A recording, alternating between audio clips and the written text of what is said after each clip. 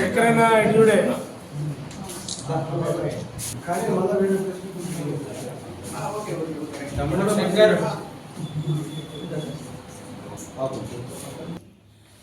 జై తెలంగాణ. నిన్నటి రోజున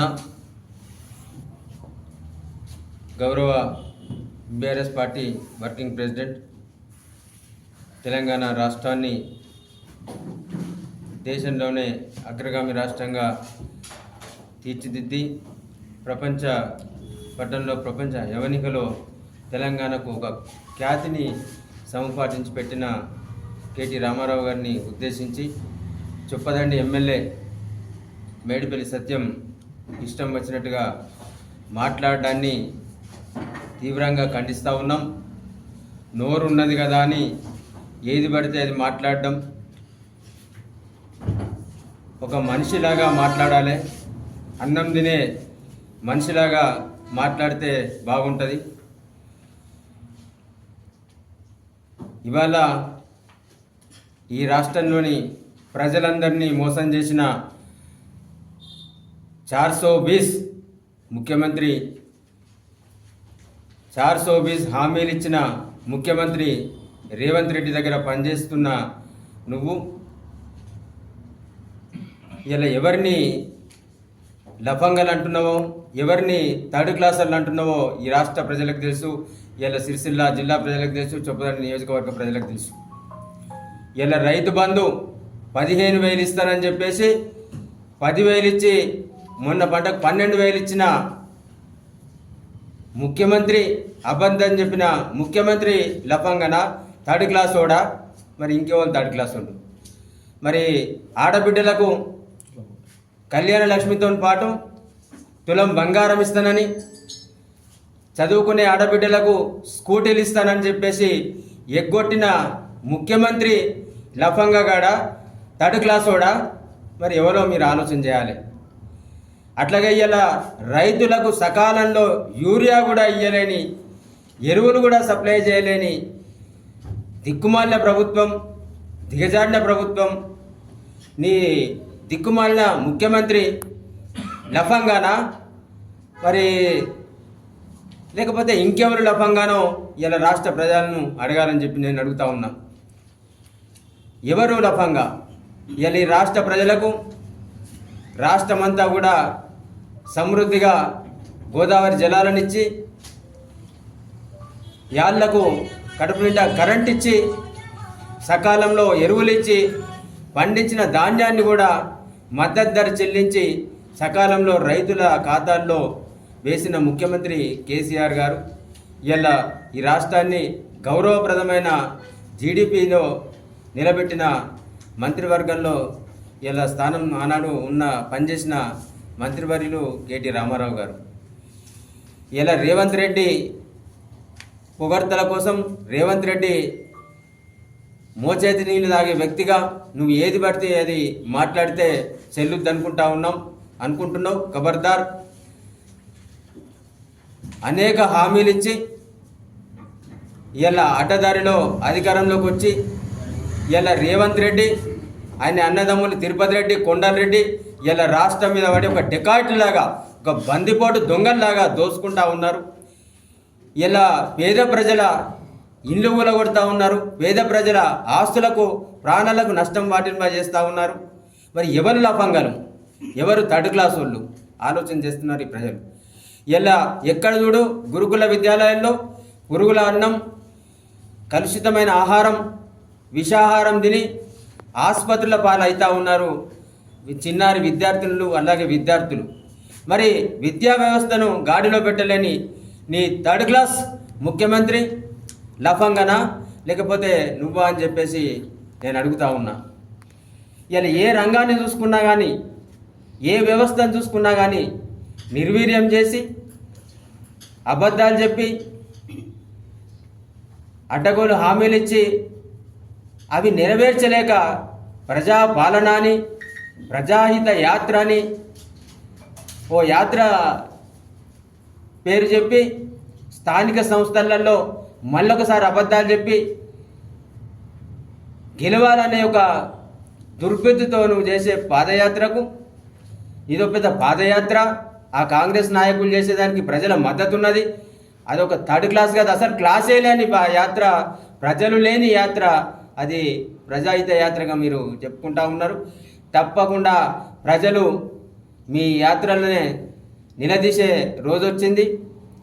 కనీస అవసరాలు కూడా తీర్చలేని ప్రభుత్వం మీది. ఆ ప్రభుత్వంలో నువ్వు భాగస్వామ్యం అయినందుకు, నువ్వు చొప్పదండి ఎమ్మెల్యే అయినందుకు సిగ్గుపడాలి. కానీ ఈ రాష్ట్రాన్ని అట్లాగే ఈ జిల్లాను ప్రపంచంలోని ప్రముఖ కంపెనీలన్నీ కూడా, పేరెన్నిక కన్నా కంపెనీలన్నీ కూడా కేటీఆర్ గారు చేసిన కృషిని, ఖ్యాతిని వాళ్ళు వేణుల్లా పొగుడుతూ ఉంటే, ఇలా అనేక దేశాలు, అమెరికా కావచ్చు, ఇలా లండన్ కావచ్చు, ఇలా సింగపూర్ కావచ్చు, ఇలా అనేక దేశాలు, ప్రపంచంలోని అనేక దేశాలు, అనేక యూనివర్సిటీలు, అనేక కంపెనీలు కేటీఆర్ గారిని ఆహ్వానించి వాళ్ళ స్టూడెంట్స్కి, వాళ్ళ ఉద్యోగులకి, ఆ దేశ ప్రజలకి మెసేజ్లు ఇప్పిస్తూ ఉంటే, వారి చేత ఉపన్యాసాలు ఇప్పించి వాళ్ళని ఒక స్ఫూర్తిగా తీసుకొని ముందుకు పోతూ ఉంటే, ఇలా నీ థర్డ్ క్లాస్ ముఖ్యమంత్రి రేవంత్ రెడ్డి దగ్గర సొల్లు గార్చుకునే నువ్వు ఇలా కేటీఆర్ గారిని విమర్శించేంత పెద్దోడి కాదు. కేటీఆర్ గారిని అనే గురించి మాట్లాడేంత స్థాయి కూడా నీకు లేదని చెప్పేసి చెప్తా ఉన్నా. ఇలా నువ్వు గాయత్రి పంపు నుంచి నీళ్ళు తీసుకుపోతా ఉన్నారు అంటుండ్రు. మరి గాయత్రి పంపు ఎవరు కట్టించారు? అసలు కాళేశ్వరం ప్రాజెక్టు కట్టడం వల్లనే ఇలా సుందిళ్ళు కావచ్చు, అన్నారం బ్యారేజీలు కట్టడం వల్ల ఇలా అట్లాగే అక్కడి నుంచి లిఫ్ట్ ద్వారా నీళ్లు తీసుకొచ్చి గాయత్రి పంపులో పడితేనే ఇలా అక్కడి నుంచి ఈ రాష్ట్రం అంతా కూడా నీళ్లు పోతాయనే సోయి జ్ఞానం, ఇంగితం నీకు ఉండాలని చెప్పేసి నేను అంటా ఉన్నా. ఇలా నీ సోయి లేని ముఖ్యమంత్రి, ఇలా బ్యాగులతో దొరికిన ముఖ్యమంత్రి రేవంత్ రెడ్డి దొంగ కూడా ఇలా మూసి నది పేరుతోని ఇలా పేద ప్రజలను, పేదవాళ్ళ ఆవాసాలను కొల్లగొడుతూ ఇలా లక్షలాది కోట్ల రూపాయలు దోపిడీ చేయడానికి ఒక స్కెచ్ చేసి ఇలా మూసీ నదిని నేను పునరుజ్జీవనం చేసి ఒక మంచి నదిగా మారుస్తా అంటుంది కదా. ఆ నదిలకు కూడా ఇలా మల్లన్న సాగర్ ద్వారా నీళ్ళు తీసుకుపోతా అని చెప్పిండు. నీకు తెలివి ఉండాలి, నీకు తెలిసి ఉండాలి. మరి మల్లన్న సాగర్ నిండాలంటే గాయత్రి పంప్ హౌస్ నుంచి మిడ్మానేర్ పోవాలి, మిడ్మానేర్ నుంచి మల్లన్న సాగర్ పోవాలి, మల్లన్న సాగర్ నుంచి హైదరాబాద్ పోవాలి, నీ మూసీ నదిలో నీళ్లు పడాలి. ఇలా రాష్ట్రంలోని ప్రాజెక్టులన్నీ కూడా గోదావరి జలాలతోని నింపే విధంగా ఒక బృహత్తరమైన ప్రణాళిక ఇలా కాళేశ్వరం ప్రాజెక్టు.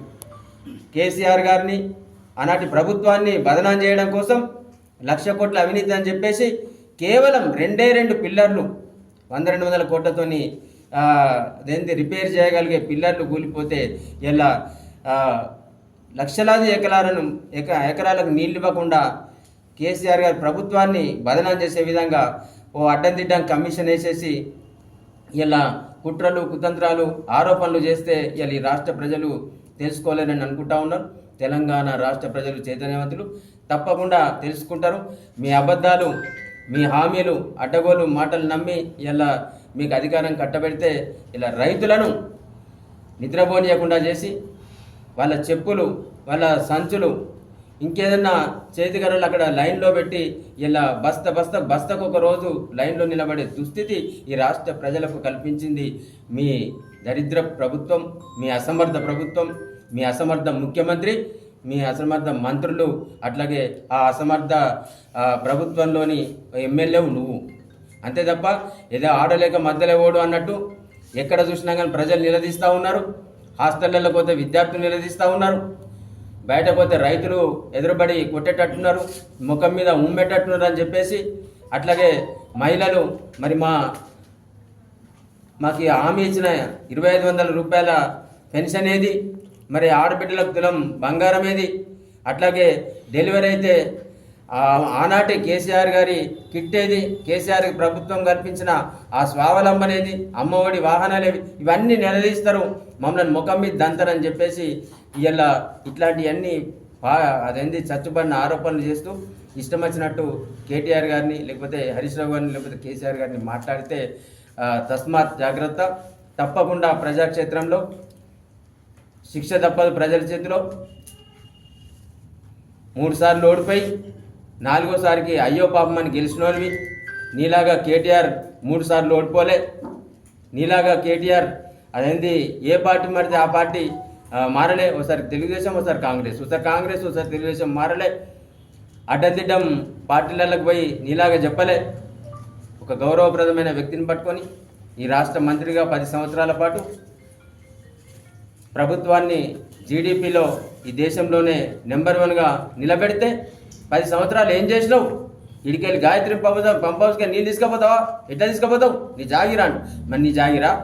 రేవంత్ రెడ్డి అయ్య జాగిరా? రేవంత్ రెడ్డి తాత జాగిరా? ఎస్, కేసీఆర్ ప్రభుత్వం నిర్మించింది, కేసీఆర్ గారు నిర్మించింది ఇలా గాయత్రి పంప్ హౌస్. అక్కడ నుంచి బరాబర్ మిడ్ మానేర్కి వస్తాయి, మిడ్ మానేర్ నుంచి మల్లన్న సాగర్ పోతాయి, అట్లాగే అంతగిరి ప్రాజెక్ట్ పోతాయి, రంగనాయకుల ప్రాజెక్ట్ పోతాయి, హైదరాబాద్ పోతాయి. ఈ రాష్ట్రంలో అనేక ప్రాజెక్టులకు కూడా ఇలా అక్కడ నుంచి నీళ్లు పోతాయి. ఇదొక వ్యవస్థ. ఒక గాయత్రి పంప్ హౌస్ నీ నియోజకవర్గంలో ఉన్నంత మాత్రాన నువ్వు ఒక సిపాయి కాదు. అట్లంటే మరి ఇలా మంత్రి నియోజకవర్గంలో అట్లంటే ఇలా ఎక్కడైతే కాళేశ్వరం నిర్మింపబడ్డదో, ఎక్కడైతే అన్నారం సుందిట్ల బ్యారేజీలు నిర్మింపబడ్డాయో, అట్లాంటి ఎక్కడైతే లక్ష్మీ పంప్ హౌస్ ఉందో, మరి ఎక్కడైతే ఇంకా ఇతరత్ర పంప్ హౌజులు కానీ లేకపోతే టన్నెళ్ళు ఉన్నాయో, మరి ఆ నియోజకవర్గ ప్రజలు కూడా ఇవి మాది అని అనుకుంటే ఇలా రాష్ట్రం అంతా ఎక్కడిదక్కడనే ఆగిపోతుంది. కాబట్టి కనీస పరిజ్ఞానం లేని నువ్వు కేటీ రామారావు గురించి మాట్లాడి ఇష్టం వచ్చినట్టుగా మాట్లాడితే ఇలా దోపిడి దొంగల ముఠ రేవంత్ రెడ్డి, కొండరెడ్డి, తిరుపతి రెడ్డి ఎట్లా పడితే ఈ రాష్ట్రం మీద పడి బందిపోటలాగా డెకాయిట్లలాగా దోసుకుంటా ఉన్నారు. నేను చెప్తా ఉన్నాను, అన్నావు కదా పండబెట్టి తొక్కుడు ఇంకేదో చేస్తాను, 3 ఏళ్ళు లోపుకి పట్టు, 4 ఏళ్ళు లోపుకి పట్టు, మళ్ళీ ప్రభుత్వం మారుతుంది. ఇదే పండబెట్టి తొక్కుడు నీ రేవంత్ రెడ్డిని తొక్కుతారు పోలీసు వాళ్ళు. ఇప్పుడు నీ ఎంబడున్న పోలీసు వాళ్ళే రేవంత్ రెడ్డిని బట్టలు ఉడగొచ్చి తొక్కుడు తొక్కుతారు, కసరి తీస్తారు. తిరుపతి రెడ్డిని తొక్కుతారు, కొండారెడ్డిని తొక్కుతారు, ఇంకా అనేక మంది దోపిడి దొంగలను తొక్కుతారు.